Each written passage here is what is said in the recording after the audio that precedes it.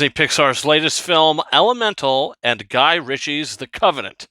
That's what we're talking about today on the King's Corner. Welcome back to a brand new episode. I hope you guys are doing well. And yeah, look, the Elemental film, this Pixar's, I believe, 27th animated feature film, came into theaters this past Friday. Got the chance to see it this past Saturday, so I've had some time to marinate on it. This movie, with the trailers, I thought it was extremely intriguing. I thought that the story of, the Element City, was like really cool, and like from the trailers, you see all these elements and how they're living, their lifestyles, whatever the case may be.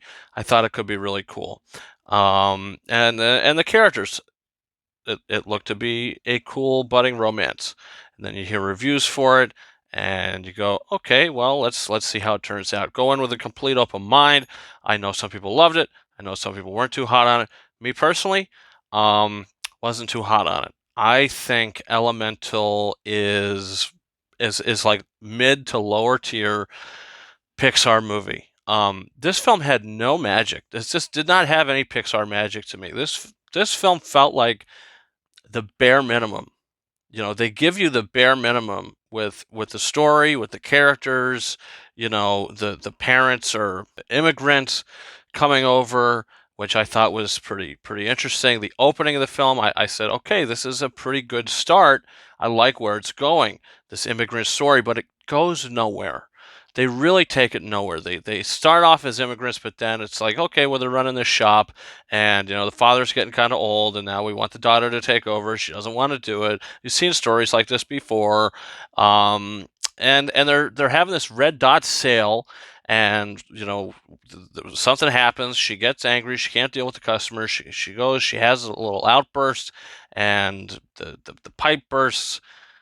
The water starts coming out, and then you got this water guy named Wade coming out, and he's working for the whatever he's working for, and he's saying that he's got to document all this stuff, that there's everything's a violation. The film basically is a story of Wade and Ember and their romance, and how he's water and she's fire, and how they have to sort of connect. But I just thought it was, like I said, the bare minimum. There's really no magic in this film other than that romance and that kind of chemistry between the two characters. It doesn't really give you anything else. It didn't give me anything else. For half the time, we're trying to figure out where a leak is coming from, which I thought was pretty underwhelming, and I didn't care for. The water basically is the villain of the movie in a way. Where's the water coming from? How do we stop the water? How do we clear this up? And it was just like, okay, this is the story that we have. We meet the parents. She's seeing Wade. She's not telling her parents about it, and it was all just very basic. It was all very basic. And then what happens by the end of the film? Look, it was just so underwhelming. And you expect what's going to happen to happen. You know how it's going to go. And there just didn't really feel like anything special about this movie. And when you have the story of immigrant parents, all these societies that don't really communicate or do much together, when two of them have to come together, you have all these elements, no pun intended, and to just give us this really weak and dull screenplay, it was just kind of underwhelming to me. I think these characters and the story and the world of Element City deserved a better screenplay. I just feel like the romance of this movie is what they try to drive it with, and it just didn't carry the film for me. So Elemental, look, it's a film that I don't think is a bad movie. I like the animation, I like the voice acting. Thomas Newman's score, pretty good, but just the overall story I just thought was not great, and I just didn't really care for it and find myself that invested into it.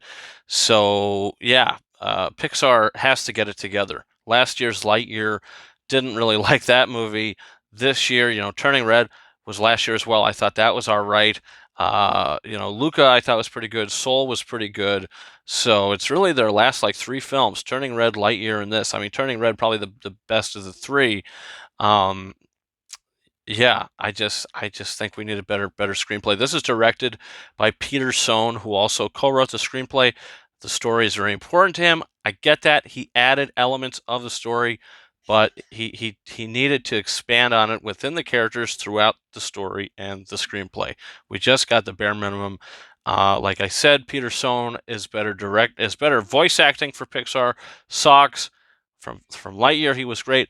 Emil from Ratatouille, Squishy from Monsters University. He played all those characters. He's very good. But as a director, this and The Good Dinosaur, which is probably my least favorite Pixar film, he's not doing it. The movie didn't do it at the box office. The buzz wasn't there. The hype wasn't there.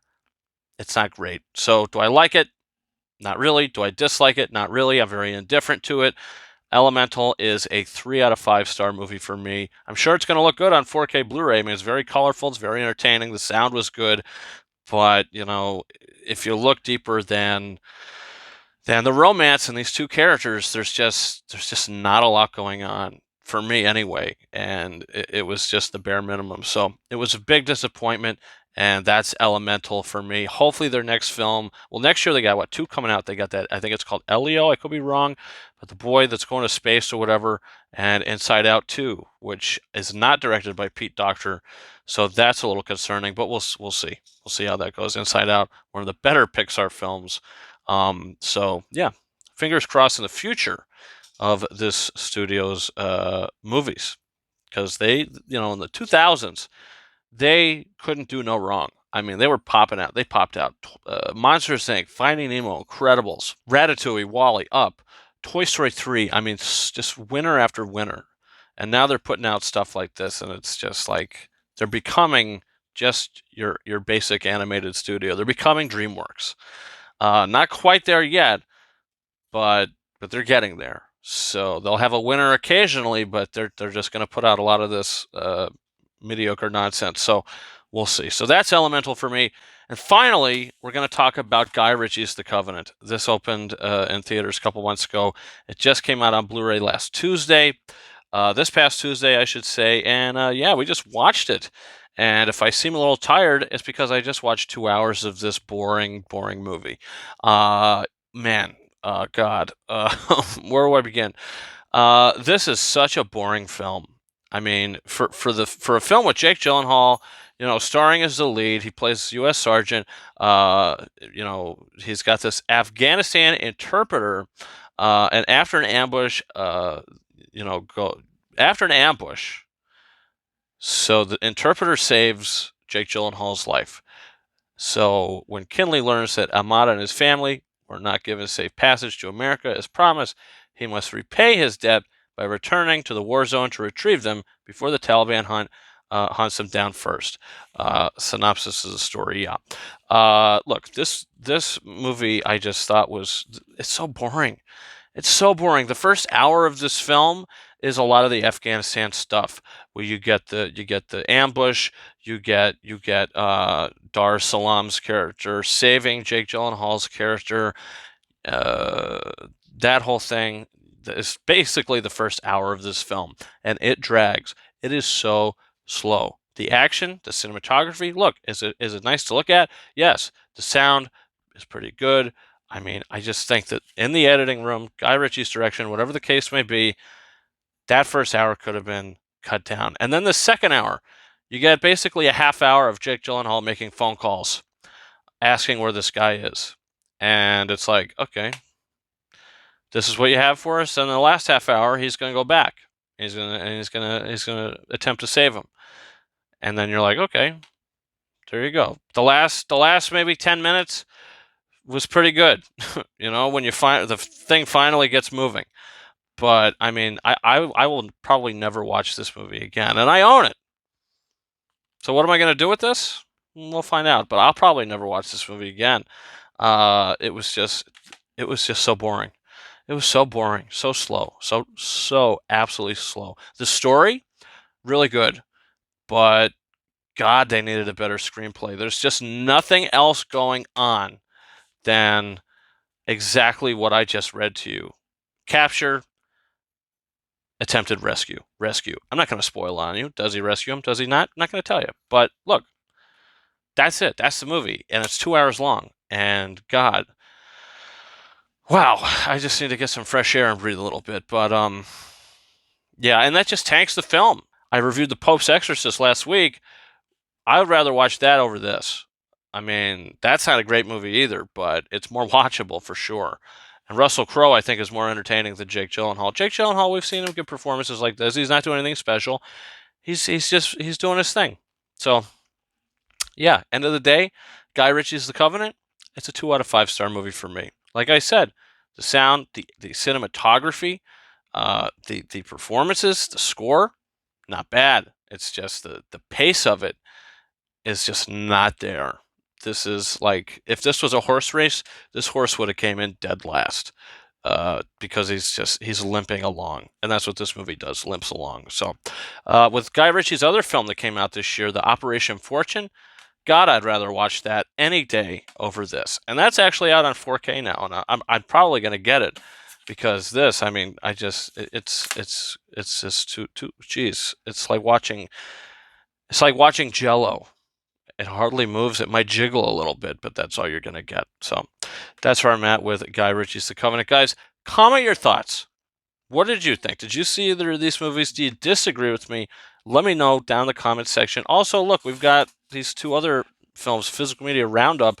It's Avatar and Avatar The Way of Water, hitting 4K Blu-ray for the first time. Gorgeous. Excellent picture, excellent sound. These are incredible releases, and I recommend them to any physical media collector. They are great. So that's where we're at. Next week's a big one. Next Thursday night, expect a week today. Yeah, that's right. Expect a big episode of the King's Corner where we review Indiana Jones and the Dial of Destiny. It's one of my favorite film series of all time. Love these movies. Fourth one, even the fourth one, I like. I don't think it's as good as the first 3, but I like it. You know what I mean? Has its moments. So yeah, I can't wait. Got my fingers crossed. Hope it's a good one. So don't forget to subscribe for all that. Hit me up on your face. You can follow me on Twitter, RyanKing72, and Instagram and TikTok at KingArises131. Guys, that's been it for me. Thank you so much for watching this week's episode of The King's Corner, and until next time, over and out.